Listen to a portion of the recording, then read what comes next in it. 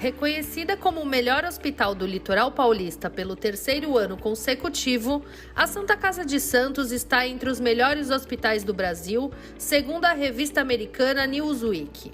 A Santa Casa de Santos é o hospital mais bem equipado e moderno da região e conta com todos os recursos necessários para oferecer o melhor tratamento, com ampla retaguarda de UTIs especializadas e a mais avançada tecnologia cirúrgica, além de completa assistência diagnóstica e multiprofissional.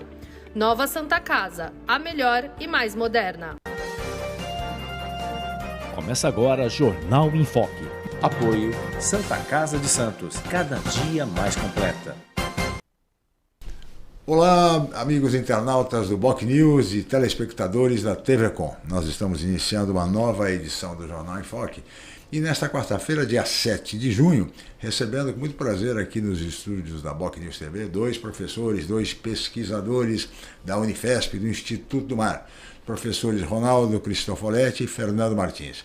Ronaldo, muito obrigado pela presença, bom dia. Bom dia, é um prazer enorme estar aqui. Muito bem. Fernando, da mesma forma, um prazer recebê-lo. O prazer é nosso e estamos à disposição para conversar um pouquinho contigo. Muito bem, vamos falar bastante sobre mudanças climáticas. Aliás, amanhã é o Dia Mundial dos Oceanos. E tivemos no dia 5 o Dia Mundial do Meio Ambiente. Então o tema vem bem a calhar. Os professores são especialistas nessa questão, vão falar muito sobre os impactos das mudanças climáticas no Brasil e nas regiões do Brasil, estudo que eles desenvolveram e desenvolvem e pesquisam muito sobre isso, mas tudo isso daqui a pouco. Chamar o Fernando de Maria, que está lá na redação do Boc News. Fernando, obrigado pela presença. Bom dia, Chico, bom dia também, obrigado também à participação dos professores, enfim, temas importantes nessa semana do meio ambiente. O Jornal em Foque trazendo aí especialistas, enfim, estudiosos para falar sobre esse assunto, é claro, uma pauta importante, até porque a gente tem aí a cultura oceânica que faz parte, inclusive, de umas das discussões aí fundamentais, aí, inclusive no currículo escolar, tema que inclusive vamos abordar nesse programa. Você pode mandar as perguntas pelas nossas redes sociais, nosso Facebook, facebook.com/jornalbocnews, no nosso canal no YouTube, youtube.com/bocnewstv. Lembrando, 3 horas da tarde, o programa na TV Constantes, canal 8 da Vivo e canal 11 da NET.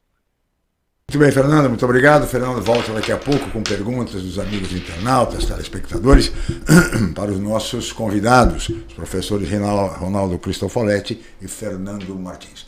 Eu gostaria de começar essa conversa, esse bate-papo, professores, a respeito do estudo que vocês desenvolveram, a respeito dos impactos das mudanças climáticas nas regiões do Brasil. Parece que mais a região sul e sudeste houve modificação. Isso. Começando pelo professor Ronaldo Cristofoletti, por favor.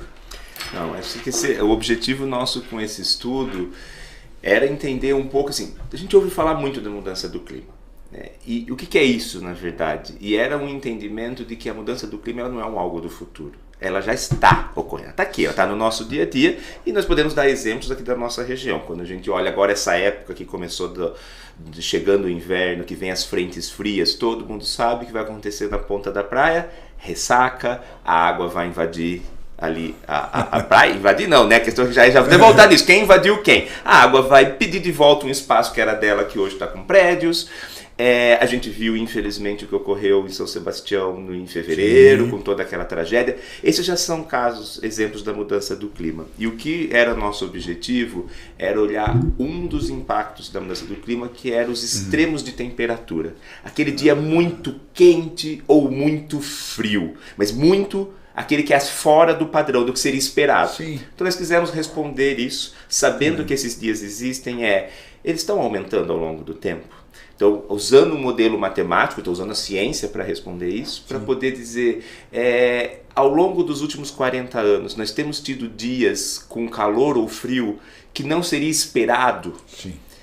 E como isso varia ao longo da costa brasileira, porque a gente precisa sempre pensar que o Brasil é um país, mas ele é um país do tamanho de um continente. Então, quando a gente pensa em termos de uma governança de um país, de um governo, pensar esses extremos no Rio Grande do Sul, São Paulo, Espírito Santo ou no Norte e Nordeste seriam as mesmas coisas? Esse era o objetivo da pesquisa. E certamente não é isso, que não temos o mesmo padrão em toda a costa, não é isso, professor Fernando? Sim, sim.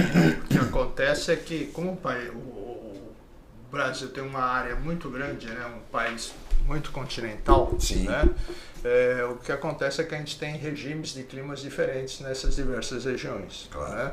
E aí, claro, vão ser impactados de forma diferente. Então, o que determina o clima? Né? São vários fatores. Né? Depende das características locais, geográficas locais, depende do oceano, da relação com o oceano, depende da circulação atmosférica do planeta como um todo. Né? Então, são vários fatores que vão se somando e vão trazendo impacto. Quando a gente fala mudança climática, a gente não está falando de mudança climática num local específico, mas estamos falando do planeta. Do planeta todo, claro. E aí essa relação global, né, de todas essas características locais e globais, elas impactam num determinado espaço, numa determinada região. Então a gente vê no sul, a gente teve uma característica e a gente vai lá para o Nordeste, lá para o Maranhão e vê um impacto diferente. Né? Lá a gente vê mais um impacto em termos de amplitude de temperatura, né? E aqui no sul a gente viu impactos na temperatura mínima, na temperatura máxima, né? Então no sudeste do Brasil foi mais intenso, inclusive, né? A frequência com que esses eventos aconteceram foram mais frequentes. E parece-me que, pelo estudo de vocês, na região do Espírito Santo é a mais afetada, foi mais impactada, professores? Exato, essa região ali do meio da costa brasileira e representada pelos nossos dados pelo Espírito Santo foi a região de maior impacto. O que nós tivemos foi observando que, primeiro, a gente olhar os extremos de temperatura, como a gente falou, né? Norte e Nordeste, eles continuam existindo, mas eles não estão aumentando ao longo do tempo. Continua como era 40 anos atrás. O que tem de extremos quentes ou frios continua igual. Agora no Sul e do Sudeste está variando. E aí está variando como? Todo o Sul e Sudeste, os extremos de calor, eles estão aumentando em frequência ao longo do tempo. Ou seja, se a gente comparar 40 anos atrás e agora, no Rio Grande do Sul, eles duplicaram de frequência. Aqui no litoral de São Paulo, pegando por dados de Iguape, nós tivemos um aumento de 88%, é quase o dobro. E no Espírito Santo, eles quase triplicaram de frequência. Partiu de 7 eventos por ano no início da década de 80 e chega a 21 eventos por ano agora em 2019. Agora, por que, professor? A pergunta se impõe. Por que esse tipo de impacto é tão evidente, por exemplo, tão forte numa região como o Espírito Santo? Aí é um conjunto de fatores, né? A questão toda é que o que acontece, o que provoca a mudança climática, né? E os estudos mostram que é o aumento da concentração de gases de dióxido de carbono na atmosfera. Então todo esse processo de emissões que aumenta a concentração de gases de carbono na atmosfera, o que vai produzir? Vai produzir uma retenção de energia dentro da nossa atmosfera. E essa atmosfera vai interagir com o continente, vai interagir com o oceano, né? Então, o que acontece? A gente está com temperaturas maiores em oceanos, então temperaturas maiores, e isso vai alterando toda a dinâmica do processo da meteorologia, de todos os processos físicos que acontecem na nossa atmosfera, né? Então, o fato de acontecer lá com maior frequência, né, precisa de estudos mais detalhados para entender o porquê, né? Mas o que a gente percebe é que isso acontece. Como é que a gente percebeu? A gente pegou 40 anos de dados, né? Dados observados, dados medidos ali na região do Espírito Santo, na cidade de São Mateus, e fizemos uma análise estatística desses dados, usando modelos que hoje são utilizados inclusive na economia, né? Então você vê essa questão, né? O estudo da meteorologia, o estudo dos impactos biológicos, dos impactos físicos, envolve um conhecimento muito amplo, que vai muito além da meteorologia, do estudo disciplinar do clima, né? Então, por que acontece isso? É complicado de explicar em função de que a gente precisa entender todo o processo global que vai impactar numa região. Sem dúvida nenhuma. É um estudo sério, importante, baseado em dados científicos e que demonstram claramente que a alteração de temperatura de maneira significativa em várias regiões do país, né? E que isso basicamente se deve exatamente à não preocupação com a questão ambiental, com a questão do clima, com a questão da poluição, enfim. É preciso educação ambiental, não é, professor? Os senhores são professores, sabem disso melhor do que ninguém, quer dizer, se não for por meio da criança, do jovem, né, essa situação tende a se agravar se não houver um corte aqui e uma preocupação com isso, não? Exato, a tendência mostra que é só piorar. E nós temos sentido isso, né? Todo mundo Sim, sabe, claro. que é cada vez é pior. O calor é impressionante, ou o mesmo frio, né? E por isso que a gente diz que a gente precisa criar uma nova geração de pessoas, e aqui independente da idade, mas que compreenda algo importante. Nós, seres humanos, somos parte da natureza. Então não existe o meio ambiente e nós. Claro. Nós somos mais um animalzinho ali dentro. Claro. E nós temos que cuidar desse ambiente que também é nosso. E pensando nos nossos filhos e netos. Né? Que planeta, que país vamos deixar para os nossos filhos, netos, no meu caso, netos já, enfim. Mas de qualquer maneira, não é, professor? Eu acho que essa tem que ser a preocupação. Exato. A sensação que se tem é que ninguém está ligando muito, né? É uma preocupação que a gente precisa ter, é que muita gente pensa, vai aumentar 1 grau, né? 1 grau é pouco, não? Mas 1 grau, quando a gente pensa em termos de ambiente, isso tem uma representatividade, um efeito muito grande. Então vamos pensar um pouquinho na agricultura, né? As culturas elas estão adaptadas a uma determinada temperatura, Sim. uma determinada quantidade de chuva, umidade no terreno, né? Se a gente muda isso, né, muda a temperatura daquela região, muda a quantidade de chuva naquela região, a gente afeta a agricultura, afeta a produção de alimentos, né? E a gente pode levar isso para outras áreas, né, para a área da saúde, né? Uma amplitude térmica durante o dia de 15 graus pode causar efeitos danosos para a saúde, não só de idosos, mas de outras... Qualquer pessoa. Exato. Qualquer pessoa.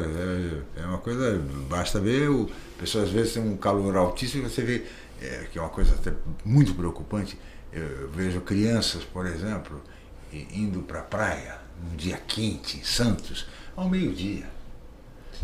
Não tem sentido, quer dizer, isso é fruto do quê? Fruto da falta de conhecimento do pai, da mãe, quer dizer, não é possível. Né? Então é preciso instrução, é preciso educar, é preciso conscientizar as pessoas. Queria chamar agora o Fernando de Maria, que está lá na redação. Fernando, que certamente com perguntas para os nossos convidados, pediria que colocassem os fones, porque aí para poder ouvir o Fernando de Maria. Fernando, por favor. Acho que é interessante o estudo que os professores desenvolveram, porque permite a gente ter uma avaliação concreta, inclusive publicado artigo de forma internacional, que tem uma ampla repercussão na mídia, né? E a gente está tendo a oportunidade de trazer essa discussão, até porque os professores aqui na Unifesp Santos fazem um trabalho maravilhoso aí na área de pesquisa. Agora, vocês tiveram algumas dificuldades também, segundo reportagens publicadas, porque há um problema também no país na manutenção dos equipamentos para poder mensurar, porque alguns podem falar, por que a escolha de Iguape, por que a escolha de determinados municípios? São Mateus. Gostaria de saber, depois da publicação da reportagem da mídia, que a mídia deu um destaque amplo aí na pesquisa de vocês, houve já alguma movimentação a respeito de troca desses equipamentos que medem as temperaturas, que muitos deles vocês encontraram durante as pesquisas que vocês fizeram de forma obsoletas, quebrados, ficaram muito tempo aí sem qualquer uso, que impediu efetivamente do trabalho que vocês executaram. E, por outro lado, vocês citaram também a questão, professor Ronaldo, né, a questão do norte e nordeste, que não foram afetados tanto por essas variáveis da temperatura. Ao contrário do sul e sudeste. Há uma explicação lógica em razão, por exemplo, do adensamento, da poluição ser maior aqui em razão de veículos, em razão da indústria, enfim, existe uma explicação por que houve uma diferença significativa nas regiões sul e sudeste e não tanto no norte e nordeste que vocês identificaram na pesquisa. Muito bem, duas questões, questão dos equipamentos, né, e também essa questão do norte e nordeste. Por favor, professor. Fique à vontade. Fique à vontade. Posso comentar? Por favor. Rapidamente. Eu acho que a questão de coleta de dados é extremamente importante para a gente conhecer o ambiente que a gente vive, né? Claro. E infelizmente isso tem um custo muito elevado. O Brasil tem uma área muito grande, você monitorar essa área com uma qualidade grande também vai implicar em um investimento bastante intenso, né? Boa parte da rede que a gente tem hoje de meteorologia é administrada pelo Instituto Nacional de Meteorologia, um instituto muito competente, que tem feito um trabalho maravilhoso, né? Agora você imagina você ter 500 estações e você garantir que essas 500 estações estejam em pleno funcionamento durante o tempo todo. Isso é uma tarefa muito árdua e que requer muito investimento. Claro. Então, o governo precisa dedicar atenção um pouco a isso, né? Porque você vê a importância que tem a gente compreender e ter dados de qualidade para a gente poder fazer avaliações desse tipo, né? Infelizmente, a gente teve períodos de maior investimento, períodos de menor investimento. A gente tem estações relativamente boas nos últimos 10 anos, com qualidade boa para coleta de dados, mas é aquilo, o território é muito grande, a quantidade de funcionários são limitadas, né, e você não consegue fazer com que esses equipamentos funcionem o tempo todo. Tá? Por isso a escolha de regiões como Iguape, exato, que a gente precisa ter. O que a gente fez? A gente pegou esse conjunto de dados e avaliou a qualidade deles para um período muito longo, né? Não é que a gente só tem essas estações, a gente tem outras estações que não operaram tão bem durante um período tão grande. Como essas que vocês escolheram. Isso é importante dizer, porque pode dar a impressão que a gente tem uma crítica contra instituições que hoje fazem coletas, né? A gente tem aspectos que a gente entende que pode haver aprimoramentos, são importantes esses aprimoramentos, né? Mas infelizmente a gente tem uma quantidade de dados limitada hoje. Tá?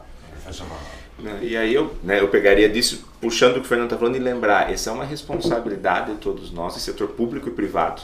Então assim, imagina se toda a prefeitura tivesse um investimento de ter uma estação dessa monitorando, o refinamento de dados que a gente não teria, para chegar na outra pergunta do Fernando, que é por que o Sudeste e Sul mais impactado? E eu acho que tem 2 pontos aí, e que na pergunta do Fernando ele até levantou. Eu vou falar de um, vamos dizer, natural, e como que o ser humano influenciou nisso. Natural, vamos pensar o seguinte, se a gente tivesse aqui agora, vivendo na TV, alguém falando da previsão do tempo. Todo mundo consegue imaginar essa imagem. Sempre tem o mapa do Brasil e alguém falando, uma massa de ar está vindo do sul. Isso sempre existe, essa massa de ar. É padrão. Por que o Sudeste e Sul eles são mais impactados? Essa é uma região de transição climática. Então nós estamos entre a região muito quente do Norte e Nordeste, que é quente o ano todo, para nós que moramos aqui em Santos, é quente lá o ano todo. Então eles ainda sentem menos o impacto da mudança climática. Eles sentem, mas menos. E no outro extremo para baixo a gente tem a Antártica, que é gelo. E nós estamos no meio. Então quem está no meio é quem começa a sofrer mais esse impacto. O que acontece, e volta lá, por que o Espírito Santo foi o mais impactado? Porque aquele primeiro momento eu falei, a gente viu aumento no Sudeste e Sul das ondas de calor. Mas no Espírito Santo é o único lugar que teve aumento da frequência das ondas de frio, ou seja, os dias mais frios do ano. E por quê? Se a gente imagina o planeta como a nossa casa, imagina agora a gente fechar todas as janelas, ligar o forno, colocar a panela com água fervendo em todas as bocas do fogão. Daqui a pouco as janelas vão estar embaçadas, os vidros vão estar embaçados, a casa vai ficando quente. O nosso planeta está assim, o gás carbônico que o Fernando fala, esse vapor todo está ali. Quando fica quente, quem está sofrendo é a Antártica, porque ela é puro gelo. Naturalmente, a Antártica já libera massas de ar, que é o que a pessoa do tempo mostra. Uma massa. Como vai vir semana que vem? Eu já olhei a previsão do tempo, semana que vem vai esfriar, mais pro fim da semana vai esfriar. É uma massa de ar que vem. Esse processo é natural. Ela vem e ela normalmente sobe, ela passa o litoral de São Paulo, ela chega no Rio de Janeiro. Isso é o que sempre ocorreu. Por isso que o Sudeste, do Rio de Janeiro para baixo, não foi detectado aumento da frequência de ondas frias. Continua como sempre foi. Agora, com um planeta mais quente, a Antártica está soltando essa massa de ar com mais força. Então ela está subindo mais e chegando no Espírito Santo. Rio de Janeiro e cai no Espírito Santo. E aí por isso está aumentando a frequência no Espírito Santo. Então esse é o que eu chamo da explicação natural, que já nem é tão natural, porque ela está indo mais longe, porque está mais quente por quê? E aí volta na outra parte da pergunta do Fernando. A gente tem desmatamento aumentando E a gente tem em várias regiões, como nós temos aqui na Baixada Santista, e principalmente na região Santos, Guarujá, áreas muito urbanizadas. O que significa uma área urbanizada? Eu sempre adoro ir no Museu do Café e olhar aquele painel que mostra o histórico da cidade desde 1880. Uhum. Essa ilha de Santo São Vicente, ela era pura mata. A gente tirou a mata e colocou prédios. Sim. É necessário, estamos aqui. Só que isso faz com que vire o que a gente chama de uma ilha de calor. É mais quente. Então ela naturalmente já é mais. Todo mundo sabe disso. Se está quente agora, na hora do almoço, hoje está um dia agradável, mas se estiver quente, o que todo mundo faz? Você vai para uma praça, você vai para debaixo de uma árvore. Quando a gente retira as árvores, a gente aumenta essa ilha de calor. Se você junta essa ilha de calor com o calor do planeta e essa variação, é o que dá o impacto. Então, quanto maior a nossa urbanização, e uma urbanização muitas vezes não pensada, né? O que nós precisamos agora, e esse é um grande resultado desse trabalho, a nossa sociedade e os nossos governos municipais, estaduais e federal precisam de planos para responder um outro ponto. Como é que nós vamos adaptar as nossas cidades, porque essas ondas de calor e frio estão aí. E continuarão estando. Então, como é que nós podemos ter prédios, edifícios que são mais amenos nessa absorção da temperatura? Como é que nós podemos urbanizar melhor, arborizar melhor nossa cidade, devolver as árvores que nós tiramos? Porque isso vai ajudar a diminuir o impacto na população. E sem esquecer da mobilidade, porque o que tem de carro em Santos é alguma coisa de olha, é impossível hoje a pessoa andar na cidade de Santos, em determinados horários. Exato. É uma coisa impressionante. Então, sem falar nas motocicletas, sem falar nas bicicletas, quer dizer, todo mundo tem problema, menos o pedestre. O pedestre é sempre deixado de lado, correndo risco. Quer dizer, é a realidade que nós vivemos. Então é preciso se repensar a cidade como um todo, porque tudo isso provoca ainda mais calor, provoca ainda mais problemas ambientais. Professores, eu pedi a licença de ambos, nós vamos para um rápido intervalo, inclusive depois do intervalo vamos chamar o Celso Vernizzi para falar da previsão do tempo. Voltamos já. Estamos apresentando o Jornal em Foque. Reconhecida como o melhor hospital do litoral paulista pelo 3º ano consecutivo, a Santa Casa de Santos está entre os melhores hospitais do Brasil, segundo a revista americana Newsweek. A Santa Casa de Santos é o hospital mais bem equipado e moderno da região e conta com todos os recursos necessários para oferecer o melhor tratamento. Com ampla retaguarda de UTIs especializadas e a mais avançada tecnologia cirúrgica, além de completa assistência diagnóstica e multiprofissional. Nova Santa Casa, a melhor e mais moderna. Com mais de 25 anos de tradição, o Grupo Enfoque Comunicação é referência em pesquisas, especialmente eleitorais, na Baixada Santista. Os resultados obtidos após a abertura das urnas servem de referência para campanhas e análises da opinião do público junto aos governantes. E a Enfoque também realiza consultas para empresas, escolas e outros segmentos privados. Consulte a Enfoque Comunicação para fazer a sua pesquisa. Os resultados irão te surpreender. Ligue 13 3326 0509 ou 3326 0639. Enfoque Comunicação. Tradição e credibilidade em pesquisas há mais de 25 anos.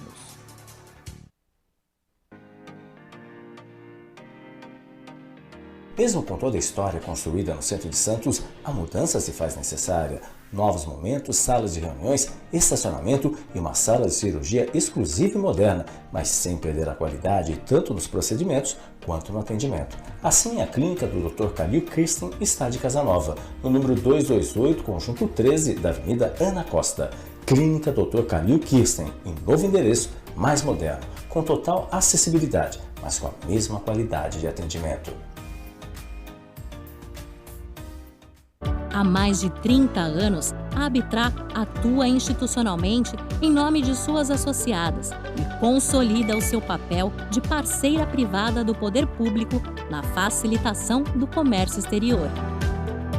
ela representa as principais empresas que movimentam e armazenam as cargas de importação e exportação e, dessa forma, ajuda a impulsionar o desenvolvimento sustentável dos portos e a economia nacional. O BocNews completa 37 anos e quem ganha o presente é a população. Afinal, todo o acervo do antigo Jornal do Boqueirão, hoje BocNews, está disponível na Biblioteca Nacional. São mais de 17 mil páginas escaneadas para acesso dos internautas em parceria com o Instituto Histórico e Geográfico de Santos. O sistema tem busca por palavra-chave, permitindo que o internauta acesse todo o acervo do jornal e a história de Santos, na Baixada Santista, do Estado e do Brasil desde 1986. O acesso pode ser pelo celular, tablet ou computador. Então acesse memoria.bm.br. BocNews, há 37 anos, relatando fatos com credibilidade.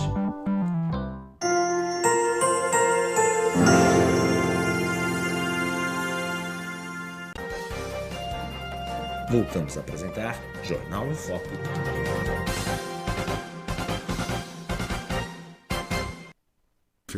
Muito bem, estamos de volta com o Jornal em Foque desta quarta-feira, 7 de junho, e hoje recebendo com muito prazer aqui nos estúdios da BocNews TV 2 professores da Unifesp, professores do Instituto do Mar, professores Ronaldo Cristofoletti, e também Fernando Martins, ambos pesquisadores e que têm um trabalho extraordinário com relação às mudanças climáticas no Brasil.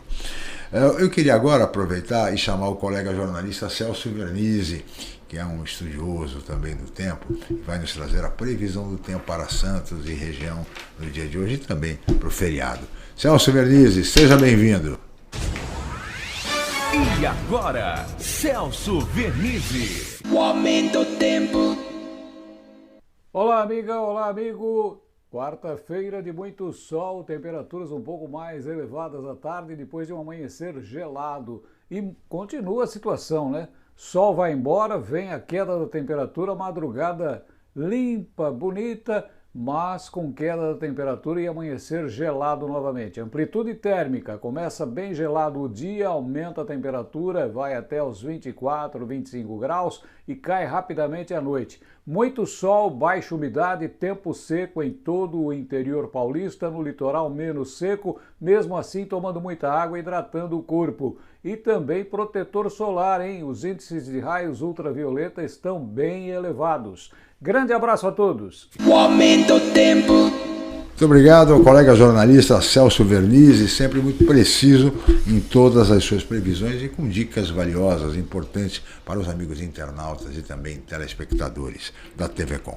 Fernando e Maria, gostaria de ouvi-lo. Fernando certamente tem mais perguntas. Perguntas sempre inteligentes, viu, professor Foletti? Aqui a pergunta, aqui o Paulo Eduardo Costa, sempre participando, presidente do Instituto Histórico e Geográfico de São Vicente, mandando um abraço para os professores Ronaldo e Fernando, que são brilhantes e didáticos, que fazem bem ao esclarecer tantos pontos que desconhecemos. Um abraço também a você, Chico. Obrigado, Paulo, pela participação.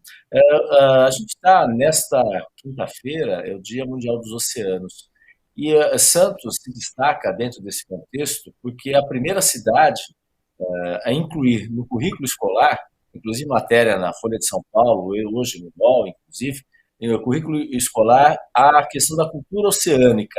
Qual a importância de se colocar na sala de aula essa discussão sobre a cultura oceânica? E dentro dessa questão, a gente percebe também, já se fala muito de economia verde, né? Mas também já existe uma linha de raciocínio também pleiteando essa questão da economia azul. De que forma o meio ambiente, especialmente os oceanos, tem aí toda uma potencialidade a ser explorada e é pouco explorada. E, principalmente, a gente está tratando mal os oceanos também, professores? Conseguimos ouvir, viu, Fernando, o final da pergunta, mas acho que deu. Economia verde, economia azul, estamos maltratando também os oceanos, professor Ronaldo, professor Fernando, por favor. Acho que a gente está nesse momento de realmente entender, que é isso que a gente chama, né, da cultura oceânica, que tem crescido no mundo todo, que é entender nossa relação com o oceano. O oceano influencia a nossa vida, como nós falamos na primeira parte. Né? Então o oceano regula o clima está mudando, mas as nossas ações influenciam o oceano. Como é que a gente está tratando o oceano? O que a gente devolve para ele? A gente não pode esquecer que nós vivemos num país que menos da metade da população tem coleta de esgoto. E do que é coletado, menos de 10% é devidamente tratado. Então o que nós estamos devolvendo literalmente para as águas doce e do mar? Né? Porque a água é uma só, né? A água, para ela, não tem divisão. O rio vai terminar no mar, que vai evaporar e vai virar chuva e vai voltar. Então, assim, o que nós estamos devolvendo? E aí, nesse cenário, nós temos que ter uma boa relação com as águas e com o oceano. Sim. E nós podemos explorar de uma forma sustentável. Né? É igual ter uma horta em casa e saber exatamente o quanto tirar. Se você tirar tudo de uma vez, amanhã você não tem nada para comer. Então quando a gente pensa em termos dos recursos pesqueiros, né, a gente está pescando de uma forma ideal. Nós estamos valorizando as comunidades tradicionais, aqueles conhecimentos, a pesca local, que tem tradição, que é parte da nossa história. Ou nós estamos abrindo espaço para grandes navios de pesca, que às vezes para pegar um peixe, ele joga toneladas de outras coisas fora, porque a rede ela não é seletiva, ela pega tudo que vem. Então, assim, nós temos que olhar como nós estamos tratando isso. Agora, quando a gente pensa nessa exploração, é o que a gente chama da economia azul. A gente desconhece o quanto da nossa economia, ou melhor dizendo, a gente conhece muito pouco o quanto da nossa economia ela é dependente do oceano. E vamos dar um exemplo aqui em Santos. Agora, a partir de amanhã, feriado. Um feriado prolongado, com uma temperatura boa. Todos nós santistas sabemos o que vai acontecer. Muitos turistas, familiares, vindo para Santos. Então, todo mundo que tem um comércio, ou né, de alimentação, de hospedagem, esse recurso, as pessoas que estão vindo para cá, elas não estão vindo procurar Santos, elas estão vindo para ver o mar. Claro. É o mar que as atrai. Isso é economia azul, porque é a economia da cidade gerando porque ela tem oceano. Tudo o recurso que vem da pesca, assim vai. Então essa questão da economia azul, ela tem crescido do mundo afora e com um diferencial e algo muito importante, que ela seja uma economia azul sustentável e inclusiva, porque a gente tem explorações que são degradantes do oceano, como os grandes navios pesqueiros, a extração às vezes desenfreada do petróleo, toda a discussão que está tendo da foz do Amazonas, num momento que a gente fala de mudança do clima, tem que ter menos gás carbônico, temos que trocar para energias renováveis e não exploração. Então, assim, isso também é economia azul, mas o que nós precisamos é uma economia azul sustentável e inclusiva, que as comunidades tradicionais façam parte dela. Não é sobre o quanto de recurso aquilo gera, mas ela também tem a nossa cultura envolvida. Então essa discussão ela tem crescido mundo afora. Claro, num município que tem o maior porto da América Latina, é uma discussão que faz parte muito importante. Aproveitando esse gancho, professor Ronaldo, eu queria perguntar ao professor Fernando o seguinte: economia azul, as pessoas vêm para o mar, vêm para a praia, como explicou bem o professor Ronaldo, mas nós temos uma praia, infelizmente, poluída. Então, como estimular, como impulsionar a economia azul numa praia poluída, como é o caso da Praia de Santos? Eu acho que boa parte disso passa por educação, né? Compreensão do impacto das nossas ações, né? Como o Ronaldo estava comentando. Tudo que a gente joga, né? Tudo que a gente descarta, ele, de alguma forma ele vai parar no mar. A gente vê, então, basta andar pelos canais de Santos para ver o que as pessoas jogam ali. Isso, exatamente. Esse é um ponto muito importante. Às vezes a pessoa pensa, eu estou longe do oceano e isso não vai para a praia. Vai acabar na praia de alguma forma, porque ele vai ser transportado pelas águas pela chuva, vai no nosso caso, na nossa cidade, vai para os canais e vão parar no mar. Né? Então acho que o primeiro aspecto é esse, né? Não é uma ação de governo apenas, né? A gente não pode responsabilizar apenas as instituições, cada um tem que tomar a sua parte, né? Cobrar as instituições com certeza, porque precisam ser desenvolvidas políticas públicas que incentivem, né, a preservação do oceano e a conservação da vida marinha, mas também precisa de ações nossas, né? A gente não pode ficar descartando tudo no chão, a gente não pode construir sem avaliar como é que aqueles resíduos que vão ser produzidos ali vão ser tratados dali para frente, né? Não adianta a gente só pensar na exploração local, né? Tem que entender o que vai ser feito com aquilo que vai ser produzido como consequência daquele uso. Voltamos para a educação, né? Exatamente. Conscientização, educação, escola, ou seja, porque depois de saber da importância da economia azul, as pessoas vão para uma praia poluída que encontram de tudo, ou seja, de fato é muito, muito difícil se não investirmos, apostarmos na educação. Mas só para aproveitar esse gancho, professores, há uma discussão que também nós aqui conversamos muito sobre a questão portuária, autoridade portuária, enfim, e sobretudo a questão da dragagem, que é uma questão que preocupa muito o segmento portuário. A dragagem não apenas é de manutenção, mas também é de aprofundamento. Muito bem. E há especialistas, estudiosos, professores que participam do programa e que defendem a tese de que muitos dos problemas que a Ponta da Praia em Santos enfrenta, como por exemplo a própria... Eu sou de um tempo que a Ponta da Praia tinha areia, tinha praia, as pessoas jogavam ali em frente ao aquário e tal. E isto, de alguma maneira, está desaparecendo. E muitos atribuem ao processo de dragagem do canal, que é próximo ali da Ponta da Praia, então essa retirada dos sedimentos e tal, na própria dragagem de manutenção, criaria essa dificuldade na Ponta da Praia, que os moradores ali, ressacas, enfim, toda sorte de problemas que todos nós sabemos. Procede esse tipo de tese, professor Ronaldo? Eu diria que tem uma relação. Tá. Agora, nós precisamos aprender a olhar numa visão mais sistêmica. Tá. Todos os processos, é igual a nossa saúde, esses processos são complexos. Então, assim, a dragagem influencia nessa alteração da dinâmica? Certamente. Ela é a única responsável? Não. Eu posso falar aqui de pelo menos 3 pontos que nós já falamos ao longo dessa entrevista. A dragagem. Ou seja, se nós temos ali a entrada do canal, é claro que ao a gente fazer a dragagem, e aqui, né, relembrando todo mundo, a dragagem então é retirar os sedimentos desse fundo, mudar o fundo do leito, isso faz com que mude o fluxo da água. É igual a gente estar lavando o jardim de casa e começar a desenhar com uma madeirinha. Conforme você vai aprofundando, a água corre de forma diferente. Então fez dragagem. Sim. O fluxo um pouco da dinâmica da água ali na Ponta da Praia muda. Tá. Mas esse é um ponto. Agora, vamos voltar, como eu falei lá atrás, quando eu mencionei o painel que mostra a história de Santos. Vamos voltar nesse processo há 50 anos atrás.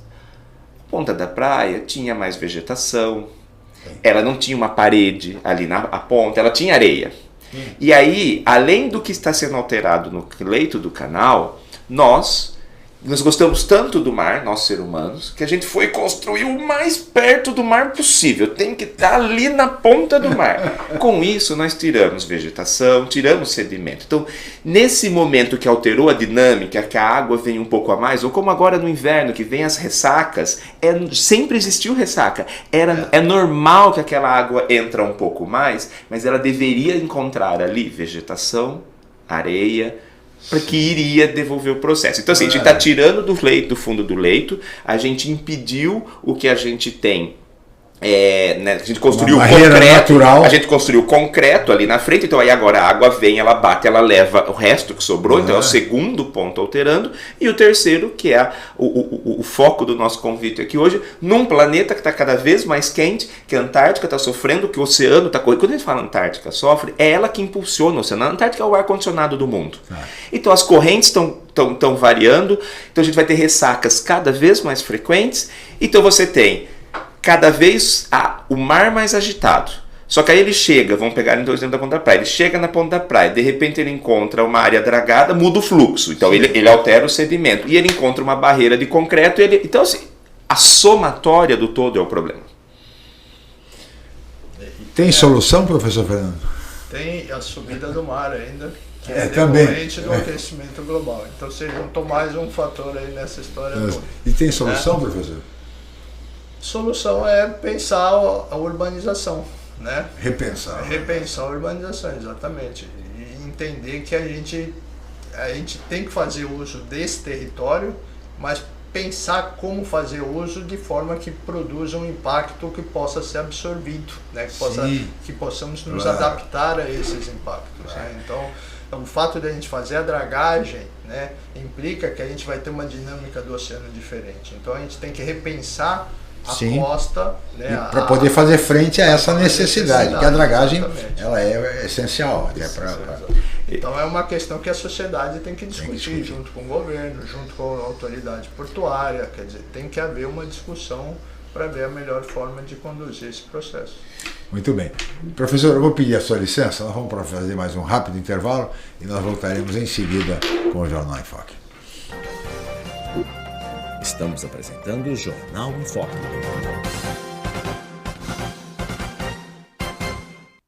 Reconhecida como o melhor hospital do litoral paulista pelo 3º ano consecutivo, a Santa Casa de Santos está entre os melhores hospitais do Brasil, segundo a revista americana Newsweek.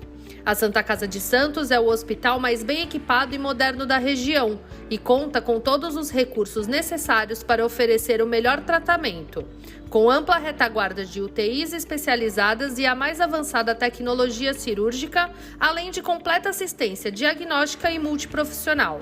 Nova Santa Casa, a melhor e mais moderna. Com mais de 25 anos de tradição, o Grupo Enfoque Comunicação é referência em pesquisas, especialmente eleitorais, na Baixada Santista. Os resultados obtidos após a abertura das urnas servem de referência para campanhas e análises da opinião do público junto aos governantes. E a Enfoque também realiza consultas para empresas, escolas e outros segmentos privados. Consulte a Enfoque Comunicação para fazer a sua pesquisa. Os resultados irão te surpreender.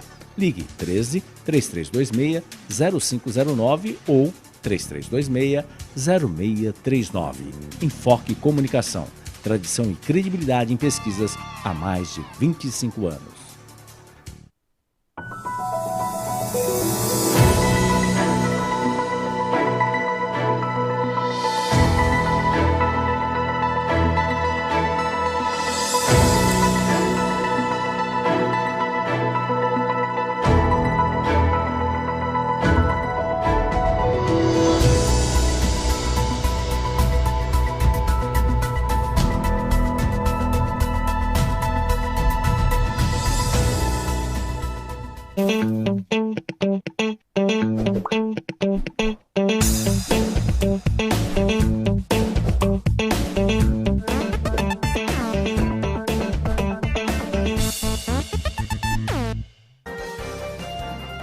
Voltamos a apresentar Jornal em Foque.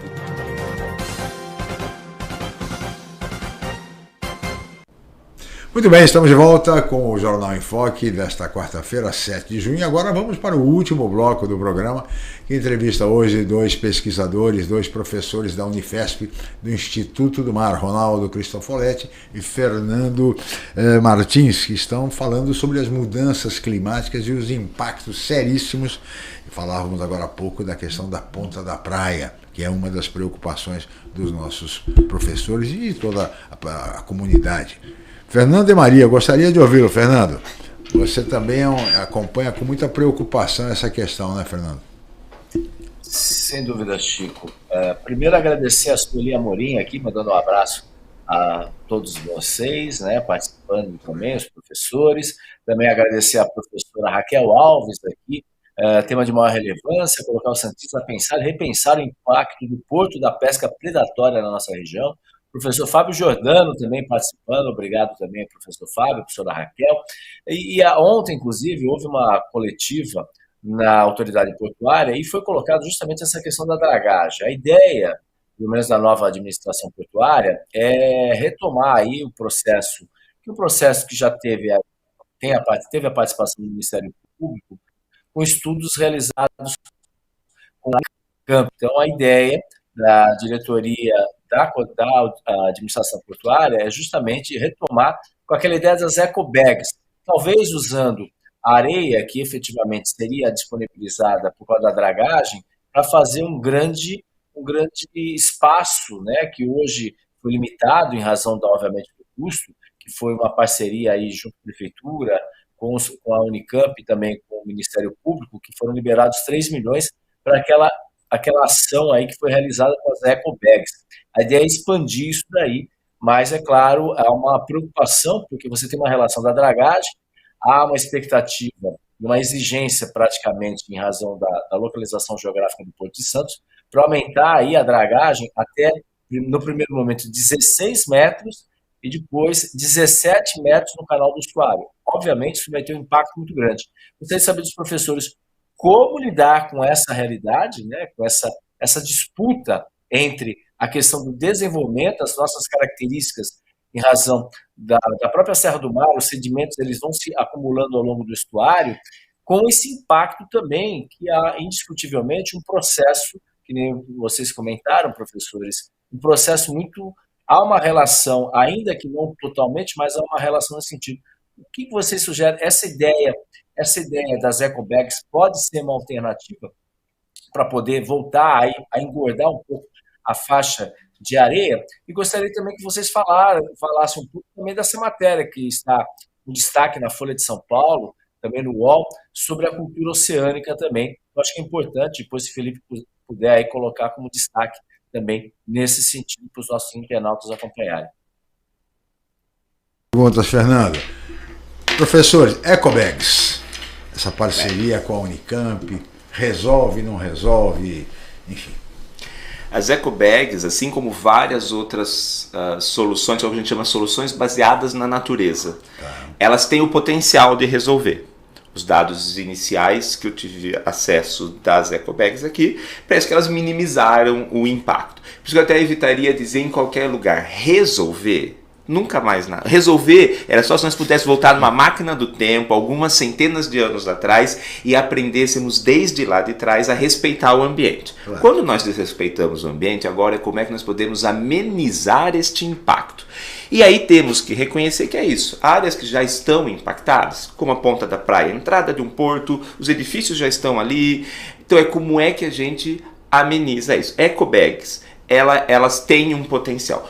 Tem uma série hoje de soluções baseadas na natureza, e olha o nome, ele é bonito, que é como é que a gente pensa em resolver os problemas aprendendo com a natureza. A natureza já sabia fazer, era só olhar o que tinha na ponta da praia ali antes. Ela tinha manguezais e restinga, né, aquela vegetação da beira. Ou seja, o ambiente sabia como lidar com essas ressacas, com essa força, com essa corrente da água e do estuário. Bom, nós tiramos isso. Então agora como é que a gente pode... O que a restinga ou o manguezal faz? Ele amortecia a força da água quando ela chega. O que a ecobag está fazendo lá fora? Tentando amortecer a força da água. Então nós temos que aprender com a natureza e buscar quais são as soluções que podem ajudar. Agora, tem um limite. Então a gente tem que entender que fazer um balanço do custo-benefício, sim, Santos é o maior porto da América Latina, então vamos ter que olhar este processo, conciliar. Esse é o termo, e que tem crescido em um processo que a Baixada Santista, São Paulo, litoral de São Paulo, o governo precisa também nos ajudar, tem crescido mundialmente, que é o chamado planejamento espacial marinho. Sim. Na cidade, dentro da cidade, a gente sabe qual que é a área que pode ter empresas, qual é a área de comércio, qual é a área residencial. Existe um planejamento urbano, todo mundo conhece. Lei de uso e ocupação do solo. Exato. Não existe uma lei de uso e ocupação do oceano. Então, mundialmente, isso tem crescido. Agora, o litoral do sul do país foi o primeiro, saiu na sexta-feira, 10 dias atrás, o primeiro aporte vem do BNDES, do banco, né, junto com o governo federal, com universidades, que vai ser feito o planejamento espacial marinho do litoral do sul. Próxima chamada que deve abrir agora para que as universidades se movimentem é do litoral do sudeste todo. Ótimo. Porque como é que nós podemos, e isso vem para a escala menor, como é que nós podemos planejar qual que é a área de pesca, qual que é a área de navegação portuária que vai ter algum impacto, qual é a área que não se faz nada, que se preserva, que deixa ali, que tem vida, qual é a área de turismo. E isso a gente tem que conversar melhor para amenizar os impactos. E nesse sentido vem uma matéria até da Folha de hoje sobre a cultura oceânica, professor Fernando. A importância disso, né? Sim. Até porque o Dia dos Oceanos é amanhã. É amanhã. A comemoração. Temos aqui a matéria ali escolas começam a adotar disciplina de cultura oceânica para ajudar a proteção dos mares. Isso. Esse a calhar, né? Vem a calhar, exatamente. Eu acho que como a gente já vinha discutindo um pouquinho antes, né, a questão da educação, claro, que é um aspecto que é primordial, né, quando a gente pensa em se resguardar para um futuro mais sustentável, mais que atenda às nossas necessidades, né, as necessidades do ponto de vista humano, mas também permita ao planeta dar essas condições para que a gente tenha essa qualidade de vida. Então a cultura oceânica ela é primordial para isso. Sem dúvida seria muito importante que isso fosse estimulado. Né? Sem dúvida. Santos foi a primeira cidade, né? Foi a primeira cidade a ter uma lei que regulamenta o ensino da cultura oceânica nas escolas do município. Então isso já foi um primeiro passo, um trabalho que vem sendo desenvolvido junto, né? Em colaboração com a gente também. A gente teve e a Secretaria de Meio Ambiente, né? Educação.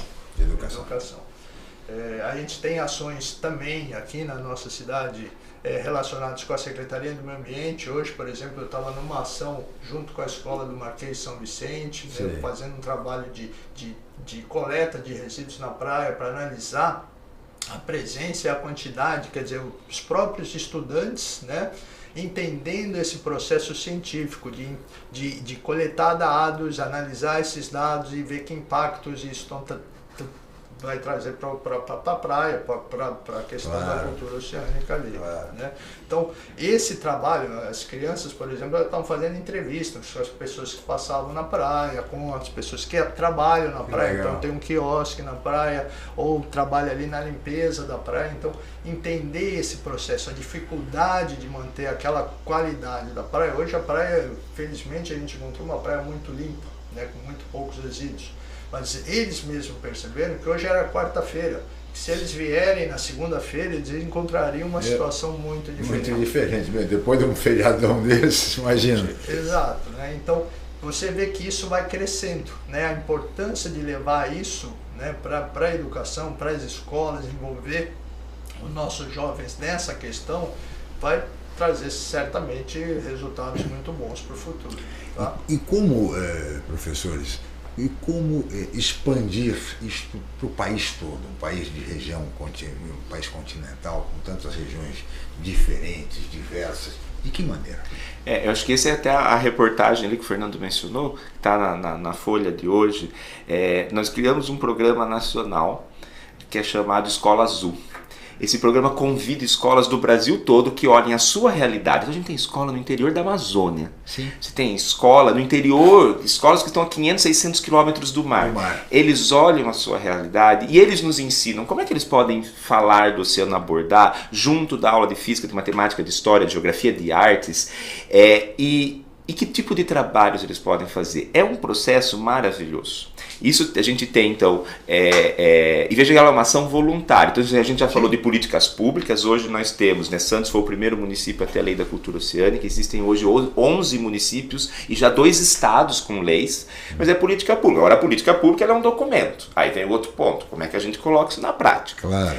Mesmo sem ter políticas públicas, nós temos municípios de todas as regiões brasileiras e de vários países. Nós temos pelo menos 25 países que já têm escolas azuis. Só no Atlântico, pegando a Europa, a África e aqui a América, nós temos mais de 125 mil crianças que já trabalham essa questão na escola. Então esse programa nacional, que ele é uma parceria da Unifesp com o Ministério de Ciência, Tecnologia e Inovações, a Unesco, ele tem cada vez crescido mais. Então eu deixo o convite para todo mundo até olhar as escolas poderem. E um segundo que a gente fez, que é para além da escola, né? A escola ela é um espaço de aprendizagem, mas a gente aprende o dia todo, em todo lugar. Então também, Unesco, Ministério, Unifesp, nós criamos a Olimpíada do Oceano. A Olimpíada do Oceano ela é um convite para qualquer cidadão e cidadã deste país, estando na escola ou não, crianças, jovens, adultos, terceira idade. Nós tivemos já trabalhos de idosos e ela tem modalidade artístico-cultural, de projetos e de uma prova de conhecimento. ela lançou, né, agora ela passa a ser internacional esse ano, é o Brasil chamando o mundo para conversar, e na Olimpíada do Oceano, só para trazer aqui um número que mostra esse potencial. A gente iniciou há 2 anos atrás, no primeiro ano nós tivemos 3.500 inscrições de 17 estados brasileiros. Ficamos felizes, ainda mais em meio à pandemia, primeira vez. No ano passado, segundo ano, nós subimos para 12 mil inscrições das 27 unidades da federação desse país. Alguém em Roraima, alguém no Acre, alguém no Mato Grosso quis falar de oceano e nos mostrou o que está fazendo. E por isso que esse ano, junto com o governo federal, com o Conselho Nacional de Pesquisa, o CNPq, ela vira internacional. Então até um convite também, as inscrições estão abertas no site do maredeciencia.eco.br para que a gente possa movimentar e conhecer como que as pessoas entendem que elas podem falar da relação dela com o oceano e fazer um futuro melhor para os nossos filhos e netos. Então, sem dúvida nenhuma, é o caso de Santos, né? Santos é o mar. Você imaginar tudo que vem do mar é a grande riqueza, é o grande patrimônio da nossa cidade. Né? E temos como vocações naturais o turismo, como você bem disse, o turismo azul, porque as pessoas vêm para o mar, não é verdade? E também a questão portuária, que são as vocações naturais da cidade. Então, por isso a importância do mar, de se defender, de se preservar e, sobretudo, de ensinar as crianças para que cuidem do mar, que o protejam. Tá certo? Daí a cultura oceânica é fundamental. Senhores, olha, nós teríamos muito mais a conversar. Já sabem, a pauta é extensíssima, mas infelizmente nós estamos chegando ao final. Só queria ver se o Fernando tem mais. O Fernando sempre tem perguntas assim, né, que ele guarda, né, Fernando? Não, acho que é importante, inclusive pedir para o Felipe, maredeciencia.eco.br, que é importante aí as pessoas se inscreverem, tá até dando uma olhada aqui, a participação aí, que tem os editais, a participação feminina também, né, crescendo também a participação das mulheres na ciência. Enfim, um espaço importante aí para a gente resgatar, mas como a gente tem limitação pelo tempo, fica para uma outra oportunidade. Muito obrigado pelos professores estarem aí atendendo a gente para levar essa informação relevante, que a gente tem muita gente aí importante fazendo ciência, e a importância da ciência, obviamente, para o desenvolvimento do país. Muito bem, Fernanda. Então, os editais já colocado na tela. Eu queria agradecer muito a participação, a presença. Teremos muito mais a conversar. A pauta é extensiva, não vou cumprir nem 10%.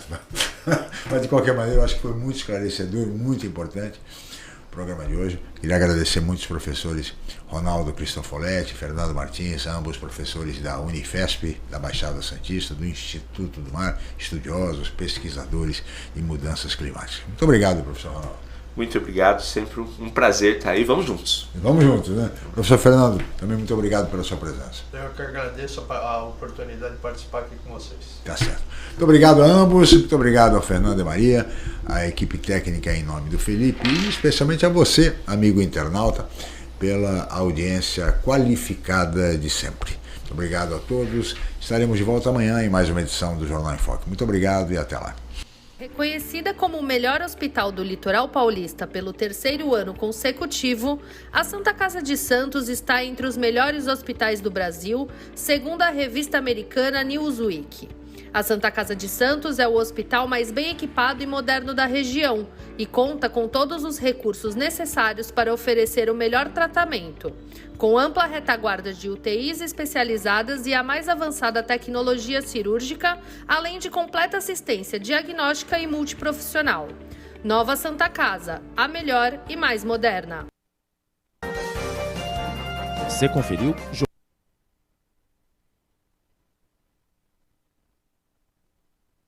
Jornal em Foque. Apoio Santa Casa de Santos, cada dia mais completa.